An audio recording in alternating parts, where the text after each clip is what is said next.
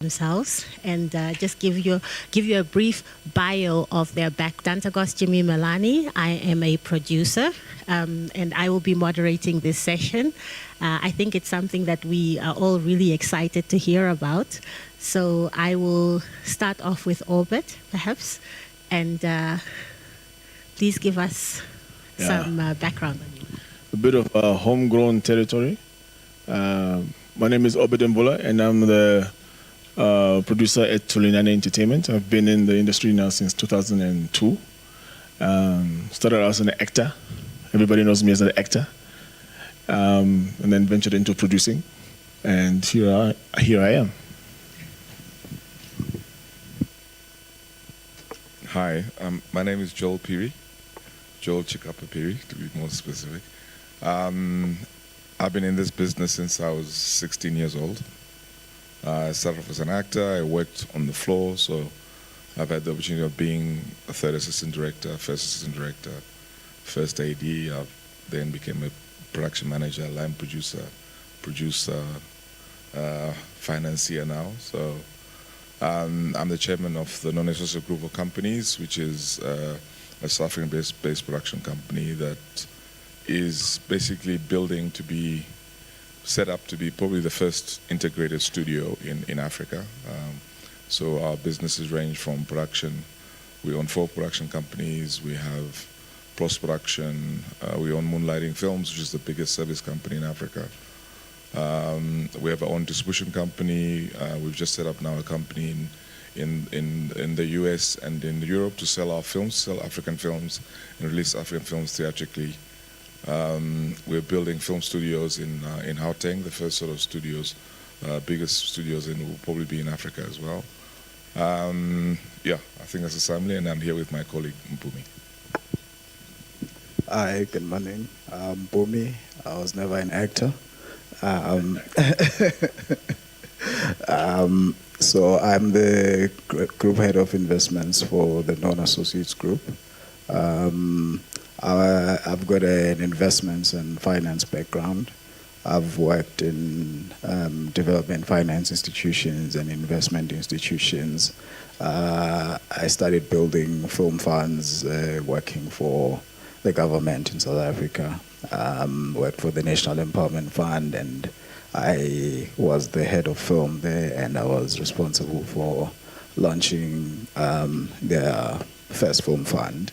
And now I've joined Non-Associates, and I'm responsible for heading the fund, amongst other things, in the investment division. Thank you.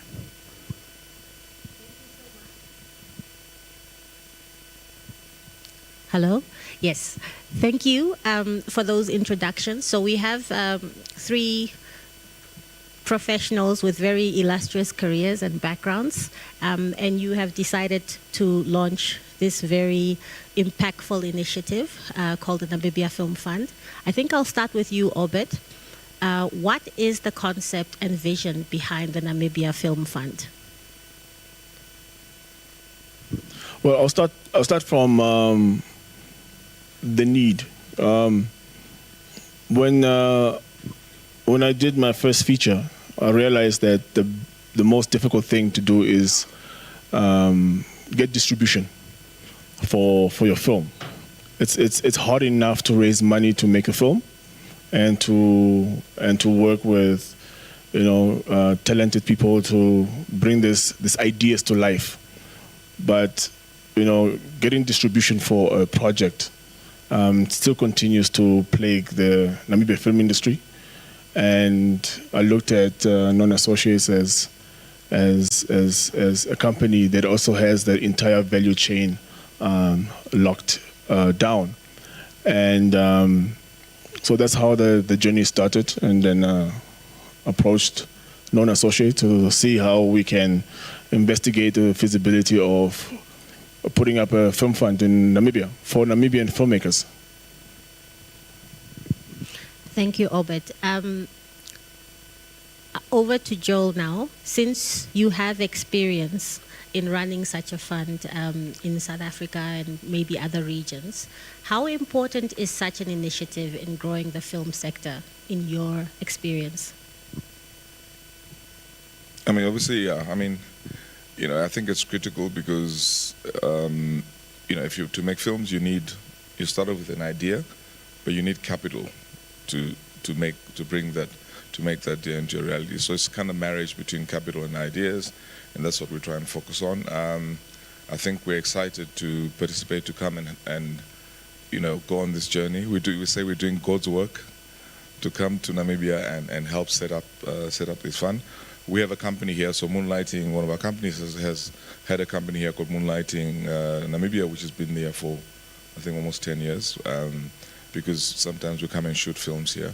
So I think it's a combination of that, and then obviously combining with Tulinane to say, look, how do we create a fund, and maybe obviously be the first one to be able to support across the value chain, to support Namibian filmmakers, to invest in development of scripts, because I think that's the most important part, is that if you look at all our films, even our films, mostly all African films suffer because no one puts enough money in development. So there's not enough money invested in the script writing process.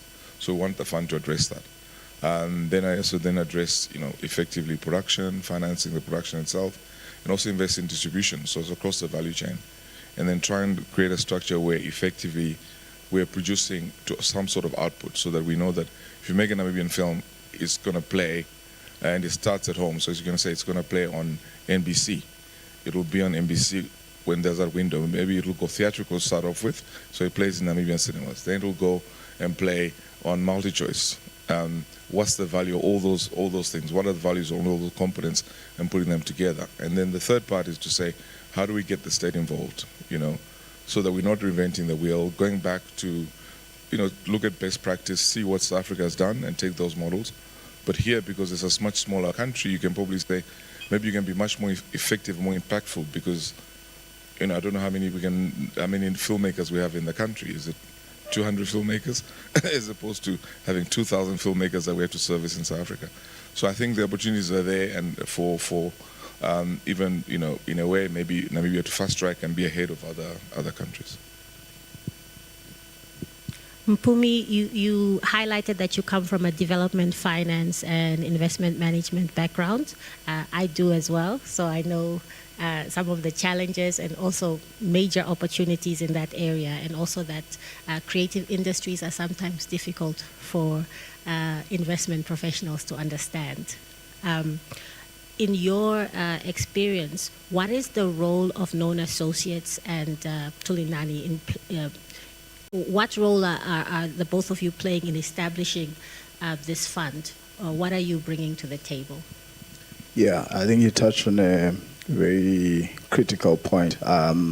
The creative industries, film specifically, it's an asset class that is not well understood by orthodox financial models and risk models.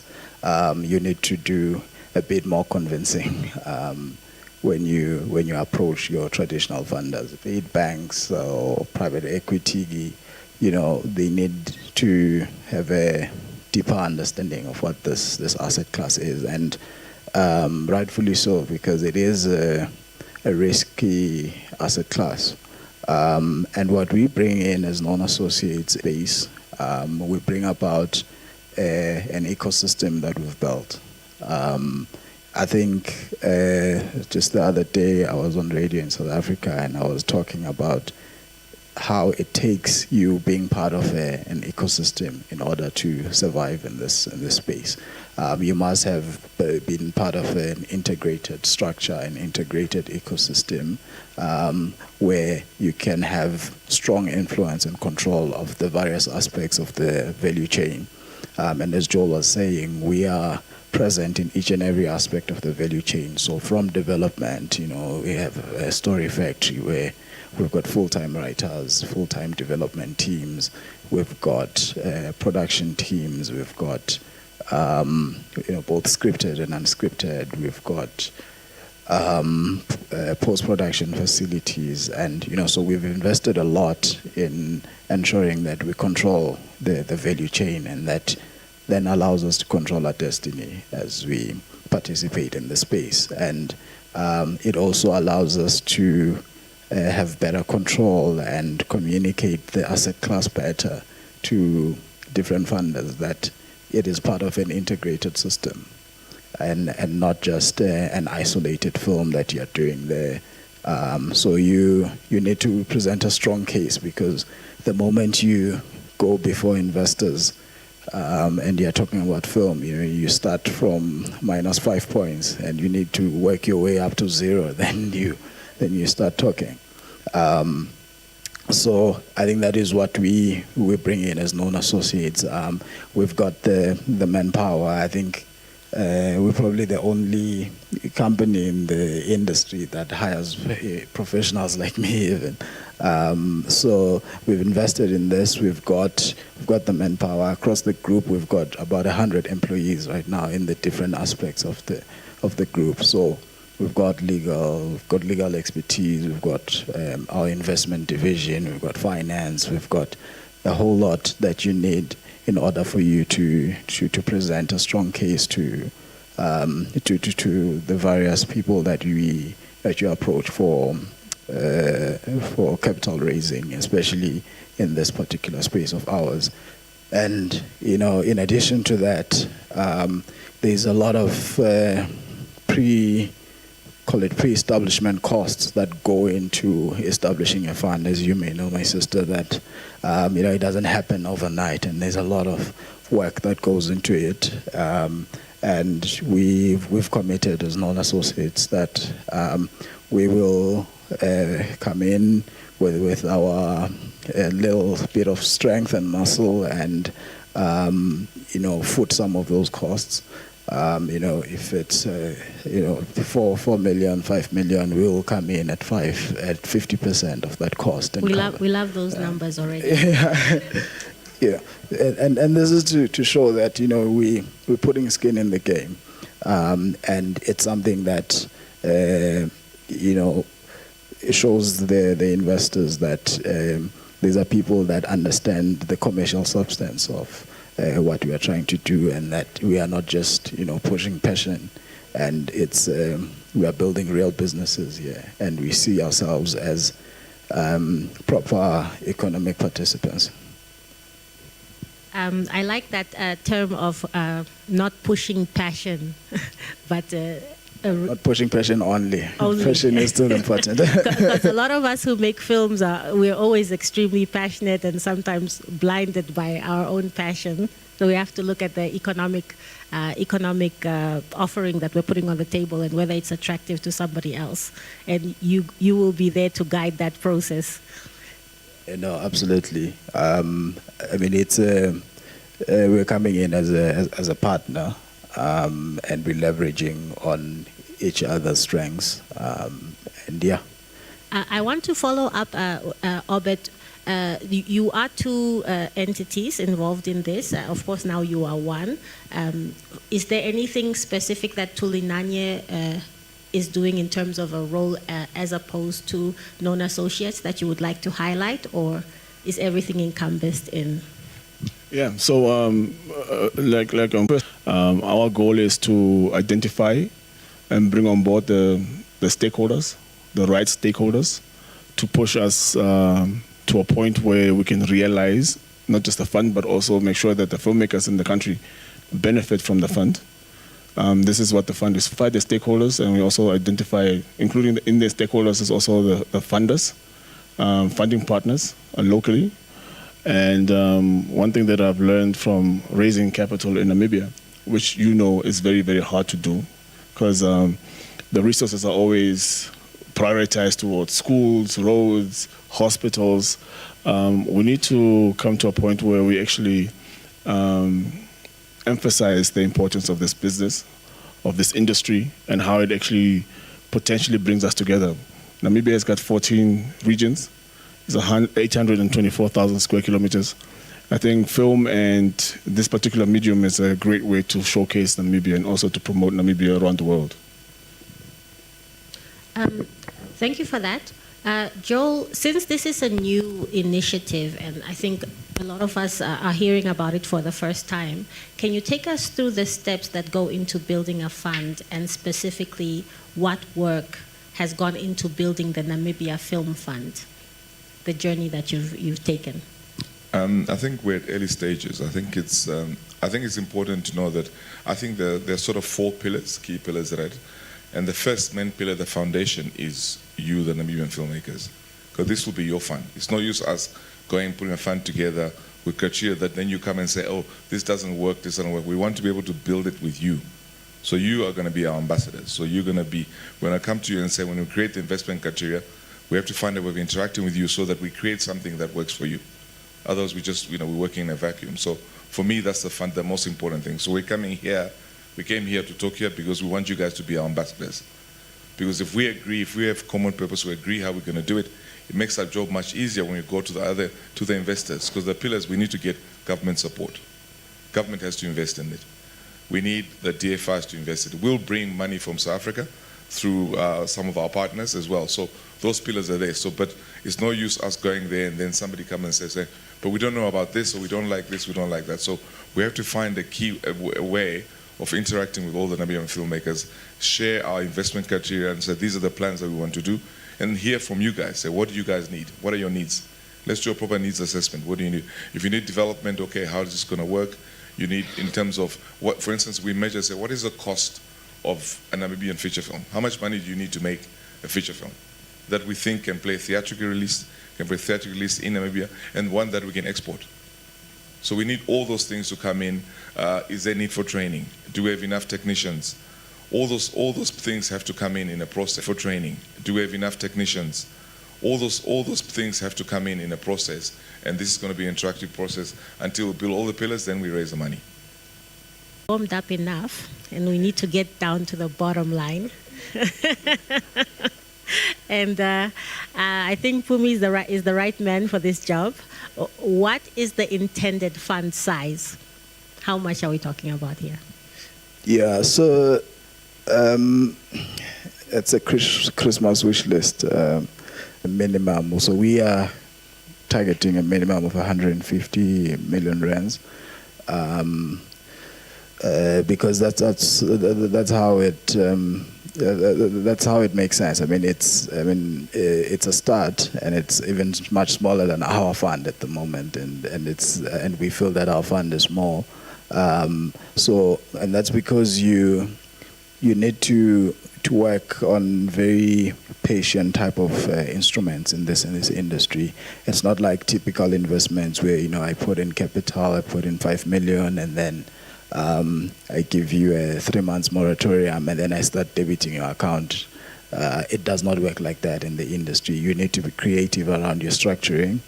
And we're bringing in different pillars and different forms of the funding and different types of funding as well. So it will be composed of money that comes from the DFIs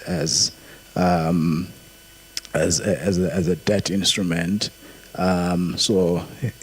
Maybe just explain a little bit. Not everyone here is familiar. Oh, yes. So when you say debt instrument, when you say DFI, when you say equity, whatever it is you're going to be doing, maybe you can just give a little explanation. Okay, thank you. I'll do a bit of corporate finance 101. So the DFIs is development finance institutions. It's like the Namibian Development Bank, the Industrial Development Corporation in South Africa, the National Empowerment Fund. These are the types of investors that are looking to get a financial return as well as a developmental impact. They are usually functions of government, but they operate as separate entities. And a debt instrument is basically a loan. There's a specific term and specific repayments that need to be made at specific times. That's what then defines debt. And then equity is in the form of money that is advanced, but there is no specific repayment date that is levied on you. There's no interest that is being charged. And the people are sitting and will get upside from the commercial exploitation. So the the fund then is going to have these different instruments. So Joel was talking about the government coming into the picture. So from the government, we want to, again, because of the type of industry we are, you need to be creative around structuring the deals. Because if I just put a debt instrument and I say, listen, you need to start paying me on the specific date, the money might not be there, right? So you need to find very creative ways of structuring the funds. And so, for example, our existing fund at the moment, we fund against specific receivables. So, for example, we'll fund against the DTIC rebate, we'll fund against pre-sales, we'll fund against minimum guarantees and the likes, and then we'll just do a discount on whatever the receivable is. But then that then leaves the room for an equity play, where we then need to come in and put in equity to close the gap. So those are the different components that the fund will need to have. And we do all of these things because if you're taking money from traditional lenders, you need to show them when and how it's going to come back. And that's why you need to then sort of try and integrate with the traditional risk models to give comfort to the funders, because those are the approaches that they are following. And in addition to what we are doing with this fund is a very critical component, and what we need to be doing with the government is there's a Namibian film incentive that we are proposing as well. It is a self-funding initiative. I don't think I'm allowed to speak about the details as yet, but not today. But basically, it becomes a great component of the fund, and it becomes a great component of driving the growth of the industry. Anywhere in the world outside of America, tax incentives, government rebates are critical to putting together your finance plan. And we are looking at all those different components. So you've actually touched a lot on the next question, which is specifically on the products and the instruments that will that the fund will design and consider. Our film industry is quite. I wouldn't say we are new, but some of us would be new to dealing with these type of instruments and being required to present receivables, pre-sales, and we will be having a follow-up discussion with broadcasters and others during this session about what that can look like for us here. I'm sure you have taken the Namibian environment into consideration, especially in the initial stages of what is actually available in terms of what it speaks specifically to the ecosystem that you need to be a part of. That if you just look at it from an isolated view, then it doesn't work. But then now when you bring in the ecosystem that we bring, because we've got a distribution company that can go into different markets and source. So you will be sales. partnering with these filmmakers to make sure that they can take advantage of everything that's available to make their business proposition a success, both locally and internationally. Absolutely. So they become part of our value chain and ecosystem, basically. But I mean, if you look at your sponsors there. You've got your windows there. You've got technical, theatrical. You've got NBC. You've got multi. Well enough to say that if we make a film, let's say we agree that the number is 10 or 15 million rand is what we need to make an international Namibian film that can travel internationally. Then we say, okay, let's build a finance plan for that 50 million. Where does it going to come from? And then we start with all those people. We say, okay, that film then must be guaranteed. And maybe we do this via an incentive. We say, okay, it's technical. You have to play the film for 6 weeks. You have to play it theatrically. It becomes, it's almost a quota system. We force them to say, it's a Namibian film. You have to take it and play it in all the cinemas in Namibia for 6 weeks. That's your first pillar. We say, multi-choice. You have to buy it. It's part of your license regulations of operating, and here you have to buy it, and this is the number that you have to buy. Is that number 2 million that you pay? Is that the value? So we agree a number. NBC, we say, NBC, yes, you'll take it on your window, and you pay. So let's just start now. Let's just say the number was 10, and we say, okay, Stake Unico, theoretically, maybe we say that's a loss leader, maybe we'll get $1 million out of that. Then we say multi-choice, you must pay 3 million. MBC, you must pay, say 1 million. So you've got 4 million already. Then we say, how do we find the other 6?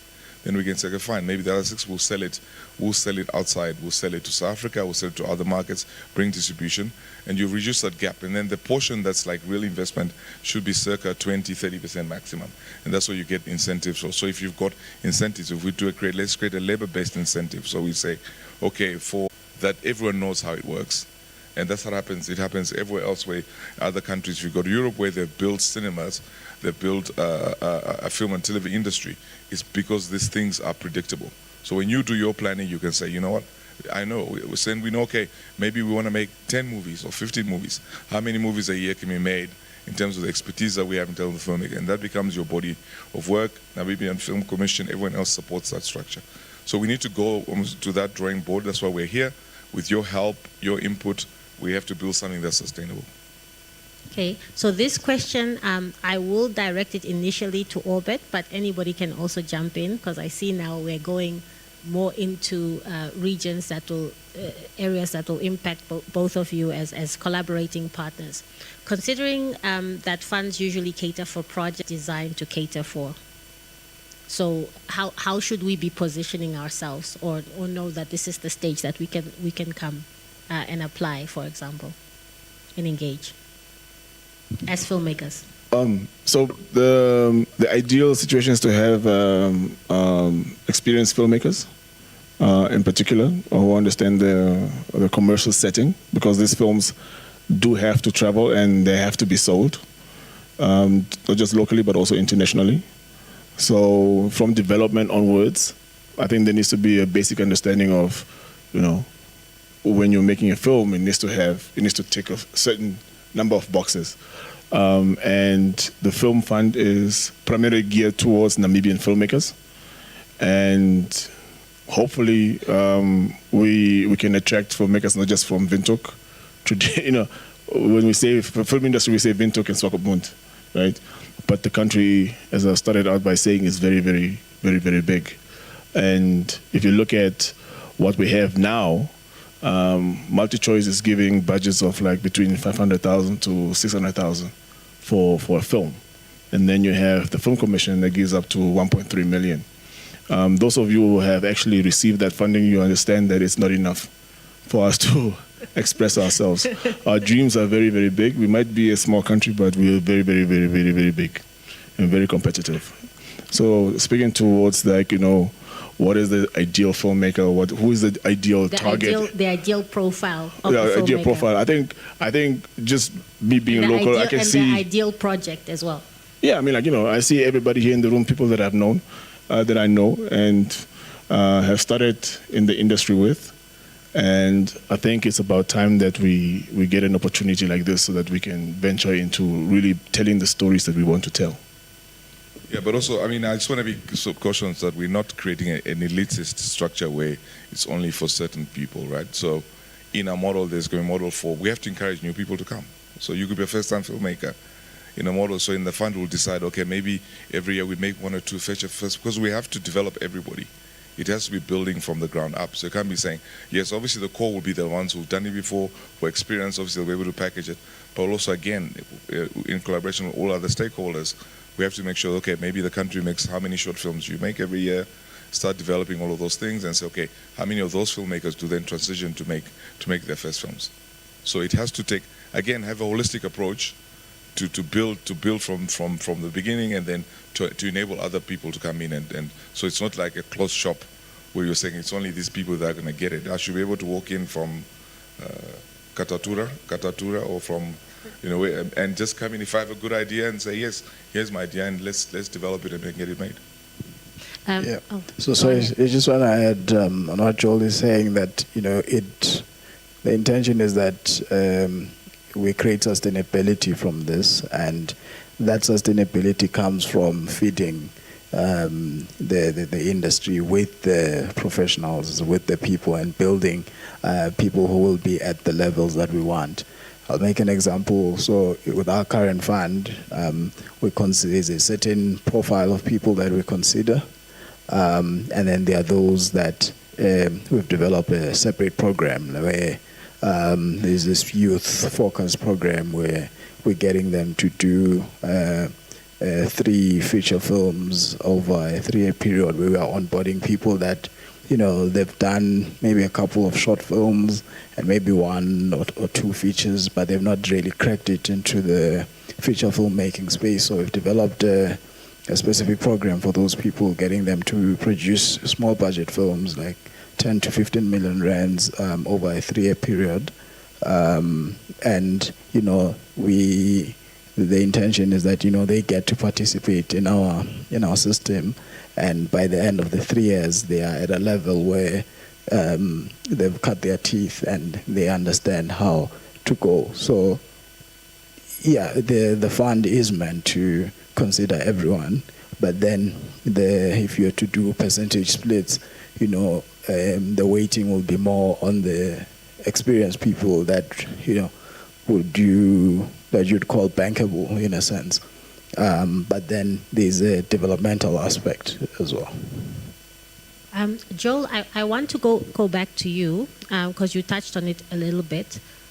What will be the typical deal structure and package? Because I think we want to get very, very practical now. What is the typical deal structure and security package that you would expect in an average transaction in the Namibian space? And you, everybody can jump in. I mean, like, yeah. I don't want to put you on the spot. Well, I mean, I suppose in a sweet spot. So if you look at a structure, let's just take for simplicity. Let's say the budget is 10 million. The fund will probably look at no more than 25% as risk capital in it, so effectively equity, and it will then cash flow all the other receivables. So it will be able to say you can get the whole 10 million funded. So if you've got a pre-sale from NBC, you bring it to the fund will advance, say, circa 80% of that. If a pre-sale from Mauritius, it will finance that. So any receivable that you have, if there's a government incentive in place at the time, and you say, yes, I've got my allocation, and so the fund has to be able to green light the film. So it has to say, the problem is that you go get money from Namibian Film Commission, they'll give you 1.9 million, whatever they give you, 1.5 million. You can't start the film. Then you get the money, and then also, now they have a problem where they've allocated the money to you. You don't spend it over 2 years, so now the money goes back to government. It's a whole, it's just a mess. So we need to be able to say, like, if the fund is involved, it has to shepherd the film to make sure the film is produced and delivered. And then the fund also has to deliver its relationship to get you distribution, to say, okay, in terms of what we need, so we say we make the film, okay, where is it going to go? Is it going to go? We've just started now, we're building another fund, which is going to start releasing films theatrically in the US. So we're raising $20 million so that we can have all our films will get theatrical release in the US. Because that's the only way we have to do it. Our films, and we're targeting, what's key about us, our business only targets, we're targeting Africa. Africans in the diaspora, there's Africans in America, there are people who love us, who love our looks, who love our stories. And we need to be able to leverage that, and for me, that's a multi-billion-dollar business. So we're setting all these things up to leverage them so that we can so when the film comes, it's made out of here, it's got support of the fund, it gets to the market, and the people get to see it. So in layman's terms, we're saying if your budget, for example, is $10 million movie, and you've been able to convince the Namibia Film Commission to come in at 1.3 million or 1.5, whatever, and you've been able to sell in advance the rights to your film. So MultiChoice, for example, or NBC says, we're going to pay you $3 million in advance for the rights before you make the movie. And once it's done, then we have an agreement that we will show that film. So you now have 4.5 million. Then the Namibia Film Fund comes in with equity of 25%. Is that what you're saying? In practical terms, potentially. Yeah. Potentially. I think it's premature now to get a definite structure because we haven't. We have to build it together with you guys. Just hypothetically. Yeah, but I mean, we're in a space where you guys your advantage is that you're small enough I mean, in South Africa, for us to do something like this, I have to get I mean, there'll be a riot, right? They'll be like, oh, there we go again. They're trying to monopolize anything. Whereas here, I can sit here and say, we can sit around the table like this. I sit with the information. I bring NBC, all the stakeholders, and we design the structure. And we all agree, okay, we're going to bring some money. We all sit there and say, let's agree. Let's start in year one and say, let's make 10 feature films.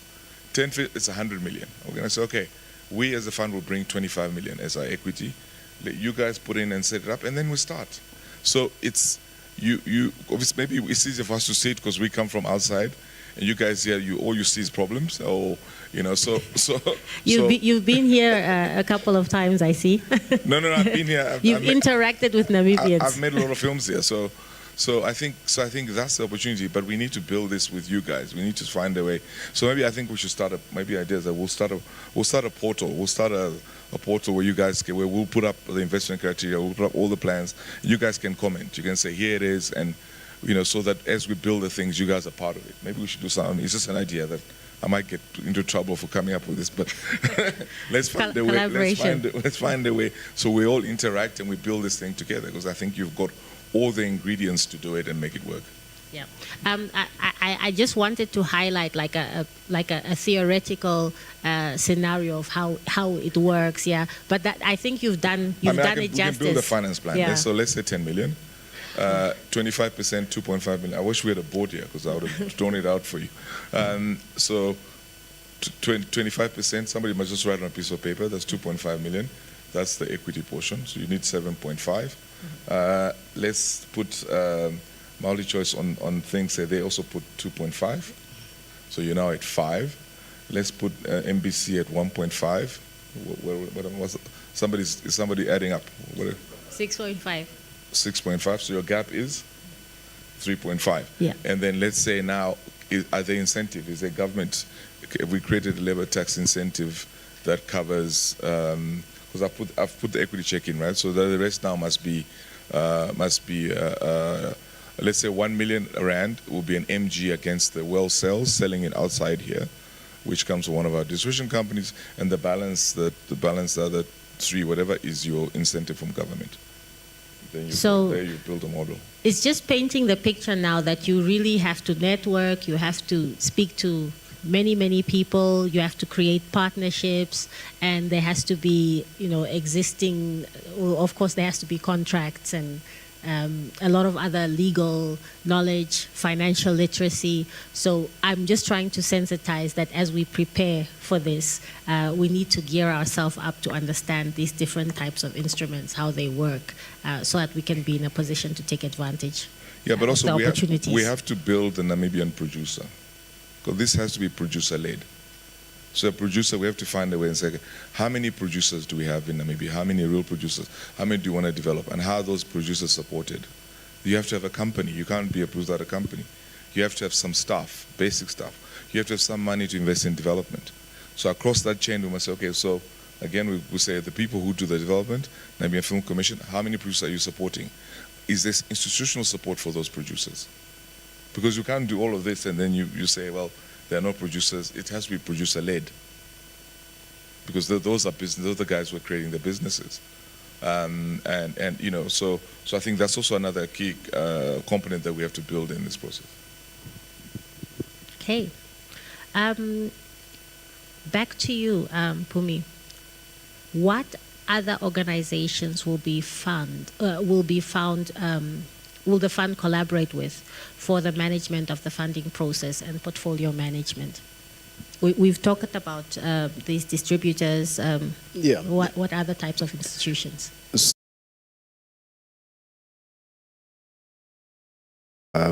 As we had said earlier on, we're talking to the government. We are talking to the Industrial Development Corporation from South Africa, and our other funders that I can't disclose in South Africa, private, ourselves putting in their skin in the game and equity in the fund. We're talking to the Namibian Development Bank, and interestingly, about 2 weeks or so ago, the IDC and the Namibian Development Bank entered into an MOU, which also considers the creative industries. That then sets the tone for us, because we are going to have these people being the key backers of the fund. And, those are some of the key components. Then you will also leverage of the Namibian Film Commission and all the other industry bodies, as Joel was saying, that this has to be producer-led. So the Association of Namibian Filmmakers, I don't know if I'm getting the term right, but so all those various industry bodies are crucial to making this work. When we talk about portfolio management in this context and managing the funding process, who would be doing that? So that's the fund itself. So we're gonna capacitate the fund. So when you're setting up the fund, you set aside money for deployment to the investees as well as for the operating expenses of the fund. That includes putting systems in place, putting loan management systems, putting various aspects of monitoring, and if you've got the rebate, the incentive in place, you need to have a process that monitors that you're going to maximize on the incentive and whatever it is. We currently run that process internally with the TTIC rebate, where we've got an active tracking of all the deliverables that you need to have in place in order for you. So once we've invested our money in a project, we are there, we're looking at cost reports on a weekly basis to ensure that, because your biggest risk is you not adhering to the guidelines. And we want to make sure that everything is done accordingly. It's the same as if there's a pre-sale that we've cash flowed, we need to make sure that we manage the delivery risk and ensure that the pre-sale partner is getting what they had paid for. So portfolio management looks something like that, and it looks to also manage the expectations of the funders as well. It looks to say that, look, we are comfortable that we are not just putting our money in these people and then there's no clear management process in terms of how the money is going to come back. We need to always give comfort to the funders that there is a way that we're monitoring this. There is a way that we are tracking the spend of the money. That we're not going to disperse funds and people buy Ferraris. We control the banking system. We will be co-signatories on the bank accounts, and we'll take cession and pledge of bank accounts as well. So those are the key aspects of ensuring that you give comfort to even if the fund was, let's say, fully funded by everyone who's in this room. You need to have those aspects in place. Otherwise, you're just going to be burning cash. So, yeah. Obed, as the one who, one of the, I would say, longer-serving filmmakers, the veterans in our industry, what do you see as the long-term impact, or what do you hope the Film Fund's long-term impact will be on Namibia's creative industries? Sustainability. Most of us will make one film in 10 years, if we are lucky. So I'm hoping that this is a vehicle for people to come back. As Mpumi has said, even on the developmental side, if you're making 3 films in 3 years, that's actually a success for most of us. What we want to do is we want to make films, and we want to make a living from these films. We don't need to worry about necessarily paying rent, paying car notes. Let's do the stuff that we're gifted with, and tell our stories to the world. From Namibia to the world, as Mr. Herze yesterday said. And I'm also quite encouraged by what they said yesterday at the opening of the film week. The ministry is looking at, by next year, hopefully having a Namibian film festival. So that is a very good development, and that also means that we need to have films that are playing at that festival, and films that can actually, travel commercially. Following up, do you want to mention something? Yeah, Yes. no. I think that yes, I agree that it's all about sustainability, so that everybody can have a normal life. You can have a house, get married, send your kids to school, have a retirement thing, annuity coming out of it. That's what we're trying to do. And I think, for me, I'm having ideas. I'm sitting here, I'm saying, look, maybe we should, because we have to bring the private sector in as well. If you look at all this, no one's talked about the private sector. I think there's an opportunity for the private sector to come in. Very true. Maybe we get government to raise a bond. Let's raise a Namibian film bond and get the public to come in and, so there's so many innovative ideas that we can come with if we sit and share ideas, because that will raise a lot more. Because in the Swiss bank of my mind, this is R1 billion, not 250. You know what I mean? So let's keep talking and let's get this thing done.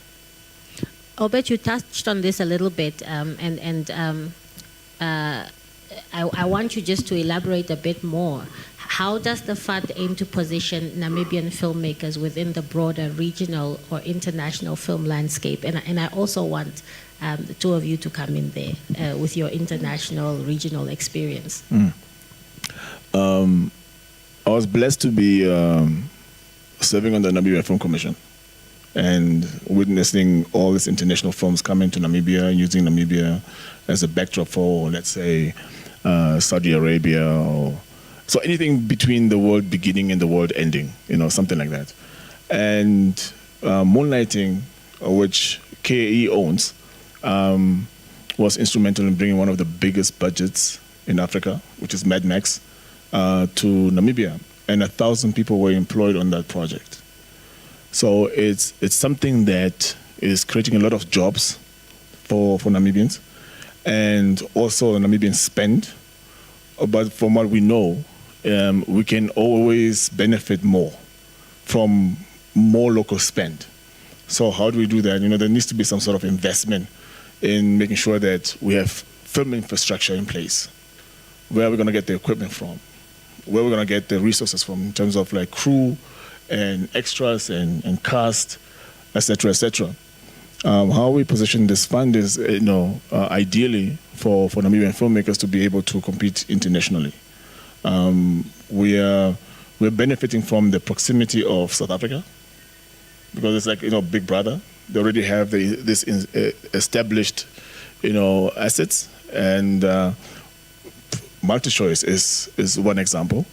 And if our films can be picked up for distribution, not just in Africa, but also in the US, because KE has got a distribution unit in the US, that's a big plus for Namibia. And lastly, the value of our stories will be tremendously, assisted by having a fund that is able to, give filmmakers a chance to make it happen. Yeah, I think, cinema is political, right? It's the biggest mechanism of exporting your culture. The Americans do it all the time. That's why we're all saturated by American culture, because they do it through their movies. So if we make movies here about Namibia, people know about this place. It has huge multiplier effects in terms of tourism. Job creation, it's the easiest. I mean, if you say, I can take a guy who's finishing Form 1 or Form 2, and I'll train him, and he'll end up earning 40,000 Rand a month, because I'll train him to be either to be a spark or to work in the art department. So in terms of bringing youth and youth employment, it's the biggest driver. Our governments focus on like trying to build, factories to build cars and all these things, and and the benefit of that is very little. So we're saying the same to government in South Africa, say like, please relook at this industry. It's not a service industry; it's a manufacturing industry. We manufacture content. We manufacture content that can be exported. So I think it's a huge opportunity for Namibia, and I think it's something that will change, will have huge impact on the economy. Yeah, without belaboring the point, I just want to stress on something that I always say, that it has always taken investment institutions and investment professionals to build industries. Because you can have all the ideas that you want and all the wishes, but it takes investment to drive the economic growth and to drive the growth of various industries. And this is then intended to drive that and showcase Namibia's potential across the world. And not only to showcase, but also to then bring the attention of more investment and see much more growth. This is, I call it a sunrise industry. We are just getting started. So we are the ones that are penning down the history of how, the cinematic history of not only Namibia, not only South Africa, but of Africans at large. And you need investment backing in order to achieve that. If you do not have that type of backing, you will not be able to.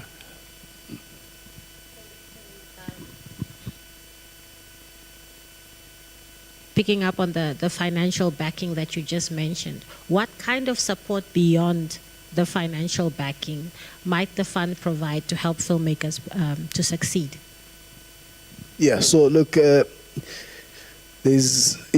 can't have a successful fund, especially of a developmental nature like this one, without non-financial support that comes in the form of mentorship, access to experienced people, access to facilities, etc., etc. Especially on the developmental aspect. Like, for example, we are on the 30th of September, we start shooting a 240 million rands film in Cape Town. And, it's having people, like we've sent a whole lot of people to be there as well as part of getting to understand what it takes to be part of such a massive production. And so those are the qualitative things that would need to be of an integral part of this fund, and just overall support, overall, I don't want to call it supervision, but yeah, that close support and monitoring. The last question I have... No, I was going to say, it has to be. So you'll have massages, group therapy, That's what yoga, it has to be a holistic approach, right? So it has to be a holistic approach so that everybody, wellness, well-being, I think is critical in it. So that has to be part of the package. Yeah, I think there's going to be, or maybe has been already a session on mental health and wellness. That's also going to be taking place. So that's extremely critically important. The last question before I open it up to the audience to also pose some questions to our panel. How will the fund encourage innovation and storytelling that reflects Namibia's unique culture and experiences? We are very different, I think, all countries in Africa are very different from each other. And sometimes we are looked at as a monolith, but from the outside. But how will this initiative encourage that innovation and unique storytelling that reflects Namibia? Okay, this is going to be as a surprise, but that's something for you guys to do. So the fund people who fund managers really should be a numbers game. They shouldn't really look at saying and dictate. So the fund is not going to dictate and say, this is a story that makes. We're going to create a structure, allow you to tell your stories. We're not, because ours should be, our investment committee sits there, they get criteria, it's a tick box. And that's a problem with, if you sit there, I've been in bank investment committees, and then they'll say, if you're looking at a mining deal, no one asks about it, they'll just say, look at the numbers. You look at a film investment and says, oh, will my wife like that film? I'm like, no, don't look at, it's got nothing to do with your wife. You cannot have an opinion on the story. That's not the job of the funders. The funders must just say, look at the numbers and say, does it work? Has he got the rebate? Has he got this? Unless it's the only thing is that it can't be pornographic. You know what I mean? So, but the rest of it, it's you guys must tell the stories. They must come from you. Yeah, the fund just exists to lift the financial hurdle. The rest is, yeah. So but from the other side, of the equation, because most of us are here also active filmmakers, right? We have the Oscars selection committee that was approved by the Academy for Namibia. And one of our biggest, hurdles is submitting films to the Oscars every year. Last year we did, this year we submitted Perry's film, Under the Hanging Tree, and it was produced by my friend over there. Please stand up. So they're the first submissions to the Oscar on behalf of Namibia. So in terms of innovation, that could also be another tool of people here being able to submit their films to the Oscars. I want to open up now to the rest of the audience to pose questions to the panel. I don't know how we're going to facilitate this. Is there a roving microphone or? Okay, so I think we already have someone over here. We've got a couple of people here that would like to ask questions.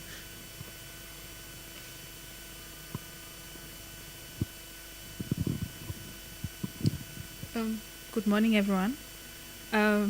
My question is just, sorry, anybody can answer it basically. Do you guys serve as a middleman between between the producers and the investors? And are you guys the one that decide the successful movie? Are you guys the one that decide about the funding for the successful pick? My second question is also, you guys mentioned a minimum funding of 150 million. Is this to be raised, or does this fund already exist? Third question, what is the paying back process for the successful beneficiaries of this funding? All very good questions. Do you want to take them as they come, or do you want to gather all the questions and then, yeah? Let's deal with it as they come. Yeah, in case we forget. I think the last question around the repayment period. So our current fund, we seek to sit in a fund in an investment for about 18 months at most. That is on the debt side. But then if we provide equity, then we sit in perpetuity. Because there's no specific repayment date to that. So whenever you keep on exploiting the film in different parts of the world, we'll own a percentage of the IP in return for the equity that we've put in the film. And then in terms of the availability of the funds, as we said, we are at elementary stages. We've got interested funders, people that are keen on backing this. In fact, we've got a few meetings after this with the Namibian Development Bank. We've sat with the IDC. We've made our own financial commitments as well towards the fund, but it has not reached close yet. I think maybe when we come back next year, we'll be saying that, we want to do our first investment, or would have made an investment or two, but it's a building process. It does not. It took us over 12 months to build our fund. But now we've got all the key ingredients. We know what it takes, who to talk to, how to approach the conversations in those rooms, and then other things will then boil down to the criteria that we set, how the criteria is going to look like, and we do not. Now going back to the first question, we do not necessarily act as a middleman between the producers and the investors. We go and we secure the fund, we lock it, then we can make decisions without having to go and ask for money. We ask for money once in the beginning, and then we keep on making investments as we go. And also, just to add to that, we'll have a green light panel that approves the project internally, that says, yes, we like this film, it fits this criteria, and then the money is dispersed.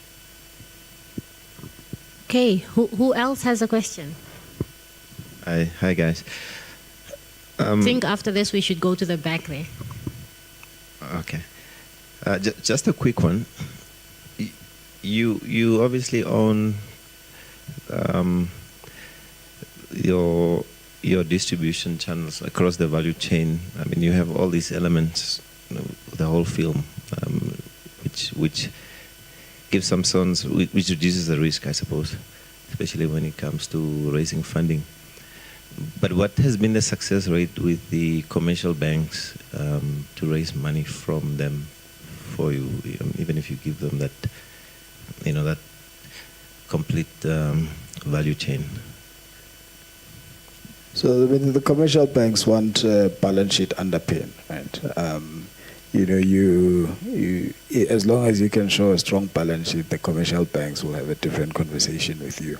We've not necessarily approached commercial banks because we're not looking for commercial bank money as yet. We're approaching commercial banks for our other projects, such as the studios, but not for the fund specifically. There's different types of funders that we are approaching for specifically to the fund. And some banks may put a cap or not even allow you to on-lend the money that they give you. So that's why we have not approached commercial banks at the moment. Yeah, I mean, we work with commercial banks like on our international film, like on the film that we're shooting now in Cape Town. We've got Bank of America coming California. Yeah, Bank of California coming in and funding some against pre-sales. But again, that's a $13.5 million movie, so the banks can come in at those kind of levels. But here, no, I think not yet in terms of, because typically a bank would want to do a debt instrument anyway. So we're probably looking more for. That's why we go to the DFIs, who are in effect they are quasi banks themselves. Local banks will never fund against a pre-sale, per se. Well, they should be. So I'm saying. Like local. Yeah. So I mean, that's something that we'd look forward to if we set it up like this, where we say the line. If we increase the line, we get a line, say from Bank of Namibia, and say come in. We can show them effectively. We can even show them how Bank of California does it, and say, guys, here's the model. It's how it's done, and you can replicate that. Because that's going to be a line anyway in the fund. The fund will have a structure where it's funding receivables. That's probably the easiest entry point to get into the sector. It means there's an opportunity to build a film bank. Mm-hmm. So we can take, I think, 2 more questions. There were 2 at the back there before we have to wrap up. All right. Thank you very much. I have just 2 questions. The first one is, would you only consider like one project at a time, or could one come with a slate of films to maybe consider? And the second one, how about television? I mean, we may want to do our own soap operas or television series. Would that also be considered? Yeah, so again, criteria is what we are building, and through conversations like this, our fund currently, we do TV as well. We do, we're not specific to film, it's called a film fund, but we can do some TV stuff. It's just that in South Africa, TV, like soap operas and stuff are usually commissioned, and there's never really a need for a funder because the money is fully available. I'm not sure what was the other question. Slate, yeah. No, we do consider slates. In fact, we're building another separate fund, an equity fund, where we're looking to have the money invested in a pool of films so that you can cross-collateralize and not depend on one film, because you may find that one film might not do that great, but then one might outperform the lack of performance of the other one. So we do encourage slates, yeah. But again, it will boil down to the final criteria that we build. We have our last question now. Good morning, I'm Lizo. I'm also from Newsflash magazine. I also want to just make sure I understand this correctly. What you're saying is that you are prepared to fund these films, these Namibian films. People have a certain period before they can start repayment. say, what, like you mentioned, 18 months or whatever. So this fund will finance most of the cost or all the costs of this film, and you only expect your repayment by the time you guys go international or sell the film rights to whatever, MultiChoice or NBC.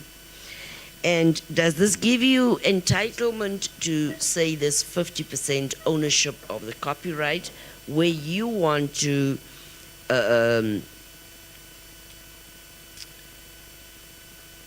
exploit the royalties and revenue of this film for 70, 50 years after this people that came to you for the funding is dead? Or is that the approach you intend to sort of like manage this possible building of this film bank that you are envisioning for this Namibian Film Fund? I just want to know if I understand this, sort of formula that I sort of get the gist of here correct. It will be a revenue sharing model. So, and in terms of, so in a classic, if I kind of go like a classic Hollywood model, they'll say, so 50% of the, let's say the receipts, once the money's been recouped, goes back to the creatives, and 50% goes back to the investor. So we cut everything 50-50, and that's forever. As long as the film is making revenues, everybody shares. All right, thank you. Okay, so I think we've come to the end of our time. Thank you so much to the initiators of the Namibia Film Fund, and thank you to the audience for the great questions and for your attention. And I think we can call this session to a close. I think you are available as well, circulating in case anyone wants to come and ask any further questions. So feel free. Thank you.